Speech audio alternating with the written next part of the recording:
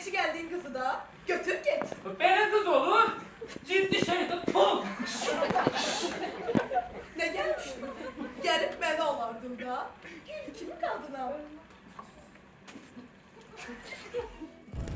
Polad Hüseynli, cəmi 18 yaşı var. Buna baxmayaraq, hazırda bir çox gənci Azərbaycan teatrı və incəsənəti üçün bir araya toplayıb və Qafqaz Eksperimental Dram Teatrının direktoru kimi çalışır. Hekayəsini isə özündən dinləyəcəyik.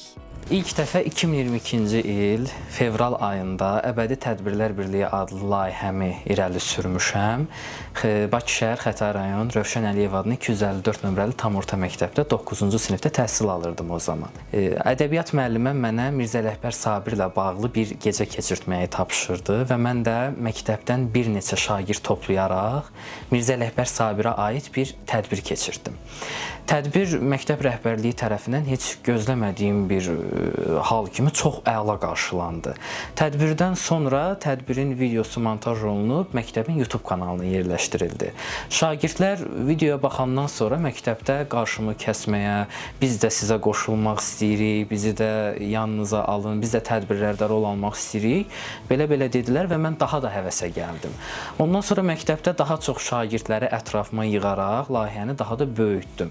Və aylar keçdikcə artıq məktəb yay tətilindən çıxandan sonra məktəbdən kənar müəssisələrdən təkliflər gəldi ki, mən və komandam orada aktyor kimi çıxış eləyək. Mən Molla Əbdülxalıq. Mən Tara, Şərəf Tara. Sən Allah'a oturdun öyle. Baxın, Allah verir cəzasını. Layihəmdə 100-dən çox gənc var ki, əslində aralarında 30-35 yaş, 40-45 yaş olanlar da var. Məncə onlara da gənc demək olar, çünki onların ruhları gəncdir mənə görə. Ki onlar müxtəlif yerlərdən, əlbəttə ki, işləyənlər var aralarında, müxtəlif universitetlərdən, kolleclərdən, peşə məktəblərindən, müxtəlif orta məktəblərdən. Hətta mən sizə bunu da bildirim ki, müxtəlif rayonlardan belə bizim üzvlərimiz var. Saatlıdan, Gəncədən, Mingəçevirdən və s.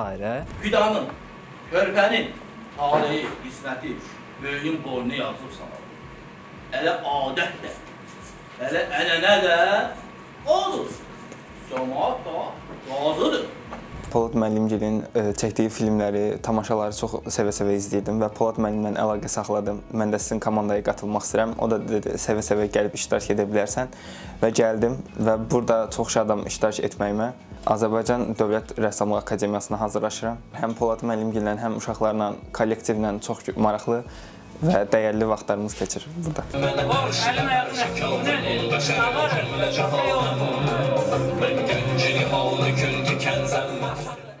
Daha çox öz yazdığım və əlbəttə ki, heyətimdə də yazmaq qabiliyyəti olan uşaqların yazdığı əsərləri səhnələşdirirəm. Ancaq belə də ki, Azərbaycan ədəbiyyatının dramaturqlarının əsərlərini də canlandırmışıq. Buna nümunə olaraq Cəfər Cabbarlının Solğun Çiçəklər əsərini göstərə bilərik.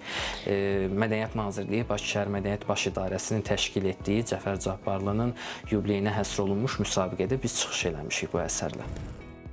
Gənc rejissor deyir ki, gələcək hədəfləri çoxdur, amma ən böyük məqsədi xarici səhnələrdə qoyulmuş. Amma hələ ki Azərbaycan teatr səhnəsində oynanılmamış janrlarda tamaşalar hazırlayıb Azərbaycan teatr tarixinə töhfələr verməkdir. Sabah tamaşaya hazırıq.